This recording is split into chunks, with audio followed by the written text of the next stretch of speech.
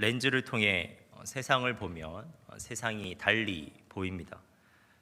볼록 렌즈를 통해 세상을 보면 세상은 실제보다 크게 보이고요. 오목 렌즈를 통해 세상을 보면 세상은 실제보다 작게 보입니다. 저는 시력이 좌우 0.1, 0.3입니다.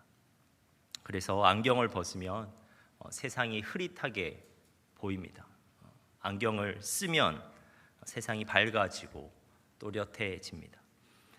그런데 반대일 수도 있습니다. 시력이 나쁘지 않는 사람이 저의 안경을 쓰면 오히려 세상이 흐릿해 보일 수도 있는 것이죠.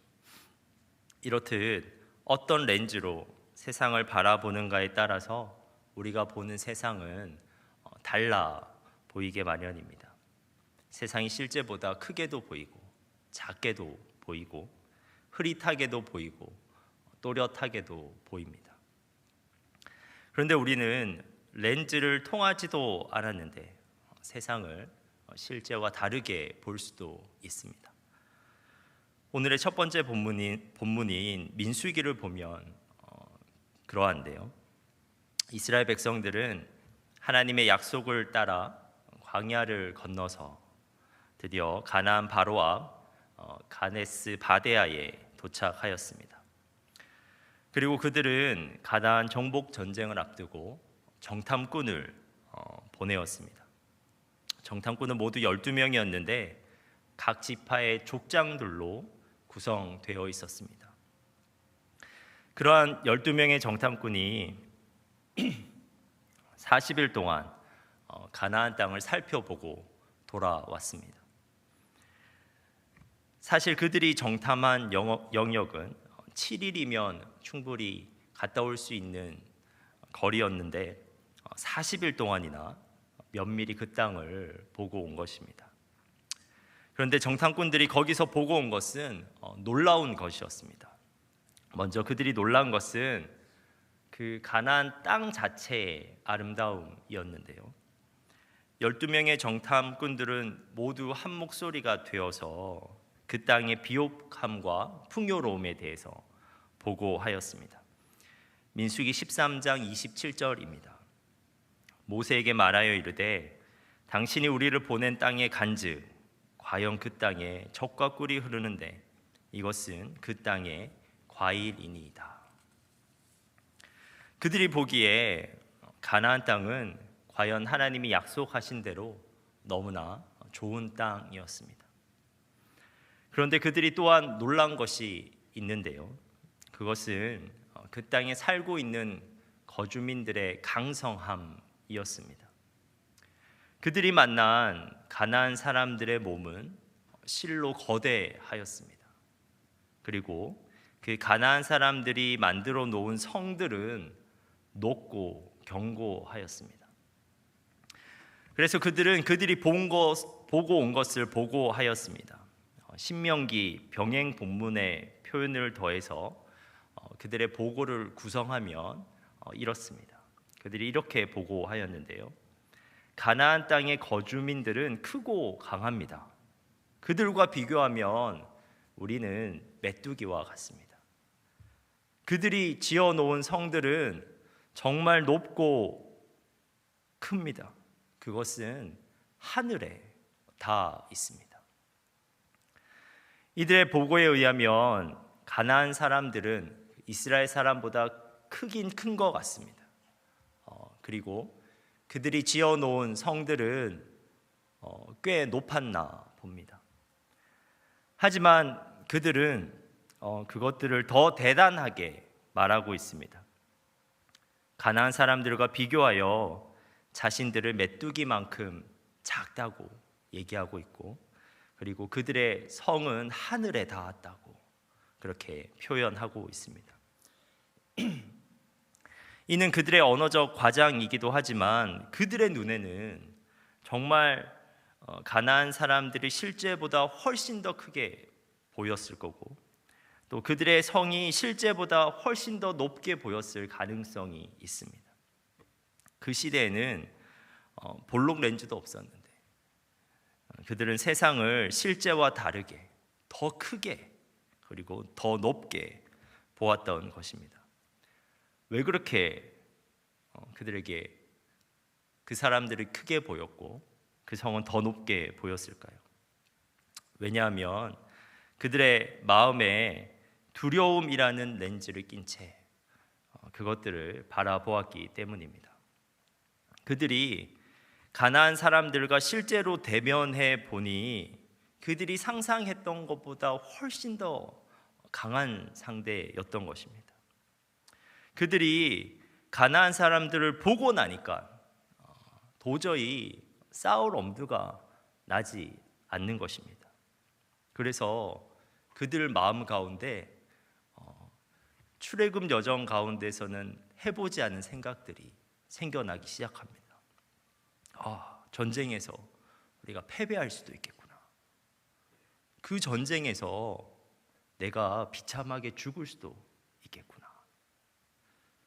그런데 그 두려움이라는 감정은 항상 문제가 되는 대상 또는 상황을 더 대단하게 보이게 하는 탁월한 효과가 있습니다. 마치 볼록 렌즈를 끼고 있는 것처럼 우리가 세상을 바라보게 되는 것입니다. 그리고 두려움이라는 렌즈는 정말 보아야 하는 것을 보지 못하게도 하였습니다. 그들은 두려움에 사로잡혀서 그들과 함께 계시는 하나님을 순간적으로 보지 못하게 됩니다. 하나님은 그들과 분명히 함께 계셨습니다. 지금 그들을 인도하고 있는 것이 무엇입니까? 구름 기둥과 불 기둥입니다. 여전히 그들은 매일같이 만나를 먹고 있었습니다. 오히려 그것들을 통해서 하나님을 보지 못하는 것이 이상할 정도입니다. 실제로 12명의 그 정탐꾼에 속해 있었던 갈렙과 여호수아는 동일한 상황에서 그러한 하나님을 보고 있습니다. 두려움이라는 렌즈를 끼지 않은 채 그들이 올바로 상황을 보고 있는 것입니다. 그들이 보고 있는 하나님은 가나안 사람보다도 훨씬 크신 하나님이었습니다. 그들이 보고 있는 하나님은 그 어떤 성읍보다도 훨씬 높으신 하나님이었습니다. 그러한 하나님이 그들과 함께 싸우기 위해 그들 가운데 계셨습니다. 그러므로 두려워할 필요가 전혀 없었던 것입니다. 싸울 것을 주저할 필요가 전혀 없었던 것입니다. 두 사람은 이렇게 확신에 차서 말하였습니다. 민수기 14장 9절 말씀인데요. 다만 여호와를 거역하지는 말라. 또 그 땅 백성을 두려워하지 말라. 그들은 우리의 먹이라. 그들의 보호자는 그들에게서 떠났고 여호와는 우리와 함께 하시느니라. 그들을 두려워하지 말라 하나.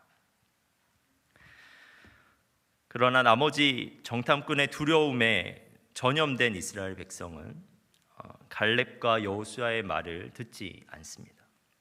오히려 그들에게 불평을 터뜨리며 그 두 사람을 돌로 치려고 하였습니다. 이에 하나님은 그들에게 불같이 분노하십니다. 그리고 하나님은 그들이 한 명도 가나안 땅에 들어갈 수 없다고 그렇게 말씀하셨습니다. 민수기 14장 21절에서 23절입니다. 그러나 진실로 내가 살아있는 것과 여호와의 영광이 온 세계에 충만한 것을 두고 맹세하노니 내 영광과 애굽과 광야에서 행한 내 이적을 보고서도 이같이 10번이나 나를 시험하고 내 목소리를 청종하지 아니한 그 사람들은 내가 그들의 조상들에게 맹세한 땅을 결단코 보지 못할 것이요 또 나를 멸시하는 사람은 한 사람도 그것을 보지 못하리라. 그래서 그들은 그로부터 40년 동안 광야에서 방황하게 됩니다. 여기까지 첫 번째 본문 민수기의 이야기였습니다. 이제부터 두 번째 본문 여호수아를 함께 보도록 하겠습니다.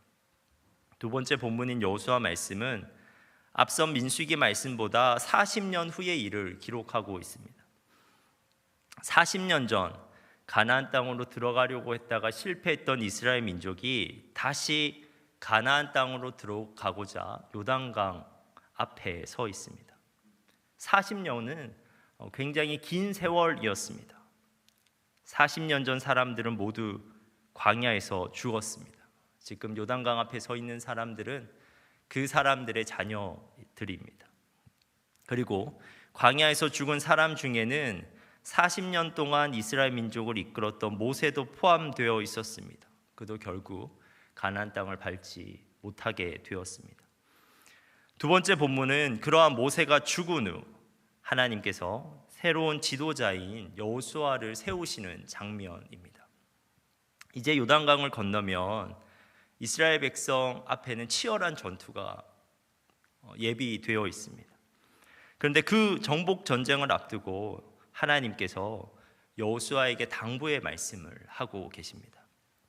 그런데 그 당부의 말씀이 이상합니다. 전쟁을 앞두고 하나님은 전략에 대해서 말씀하지 않으십니다. 하나님은 무기에 대해서 말씀하지 않으십니다. 하나님은 율법에 대해서 말씀하십니다. 여호수아 1장 8절입니다. 이 율법책을 내 입에서 떠나지 말게 하며 주야로 그것을 묵상하여 그 안에 기록된 대로 다 지켜 행하라. 전쟁을 앞두고 전략을 계속해서 생각하라고 하신 것이 아니라 무기를 네 손에서 놓지 말라고 하신 것이 아니라 율법, 하나님의 말씀을 놓치지 말라고 지금 하나님께서 말씀하십니다. 하나님은 여호수아의 입에서 율법을 떠나지 말게 하라고 말씀하셨습니다. 이는 단순히 개인적 경건 생활을 열심히 하라는 말이 아닙니다. 개인이 말씀을 소리내어 많이 읽어야 한다는 수준의 명령이 아닙니다.